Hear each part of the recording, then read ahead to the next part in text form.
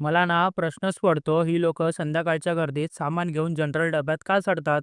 ट्रेनमध्ये मालडबा आहेत ना सामान नेण्यासाठी. रिक्षा पकडली आणि निघालो ऑफिसला. स्टेशनला पोचलो. आज तर लेटच झालं होतं मला आणि बघतो तर काय ट्रेन पण लेट होती तासभर. गर्दी तर काय सांगू. एक ट्रेन आली, पण चढणार कोण? लोकं कशी ढकलाढकली करत चढत होती बघून मी म्हटलं, भाऊ राहू देत.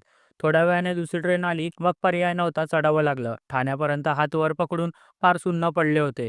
काठकोपरला बसायला मिळालं तेव्हा जीवात जीव आला. ट्रेन पण रडतच चालली होती डुगू-डुगू. दादरला उतरलो, वेस्टर्न रेल्वेकडे गेलो. ट्रेन आली तसं चढलो. तिथे एकदम मस्त विंडो सीट मिळाली.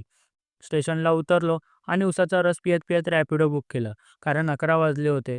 ऑफिसला पोहोचलो, पंचिंग केलं आणि कामाला सुरुवात केली. काम जास्त नव्हतं, पटकन संपवलं आणि निघालो घरी यायला. स्टेशनला आलो तर ट्रेन आली तेव्हा धावत-धावत पकडावी लागली म्हणून व्हिडिओ काढता आला नाही.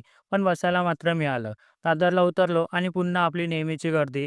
स्टेशनला पोहोचलो तेवढ्यात ट्रेन आली. गर्दी तर विचारू नका आणि त्यात कोणीतरी बॉक्स घेऊन चढलं होतं. 2 माणसांची जागा खाल्ली होती त्या बॉक्सने. मालडबा असताना जनरल डब्यात का चढतात सामान घेऊन समजत नाही यार. नंतर पुढे उभे असलेल्या काकांच्या मोबाईलवर मॅच बघत-बघत उतरलो आपल्या स्टेशनला. रिक्षा पकडली आणि घरी आलो. नेहमीसारखं ओझीवाचं ड्रिंक घेतलं आणि आईने लावलेली सीरियल पाहत बसलो. नंतर जेवण झालं तसं जेवायला बसलो आणि खरंच बायकोच्या हातचं जेवण म्हणजे दिवसभराचा थकवा दूर. असा संपला माझा आजचा दिवस. ब्लॉग आवडला असेल तर लाईक, कमेंट आणि फॉलो करायला विसरू नका मंडळी. भेटू उद्या एका नव्या प्रवासात. बाय.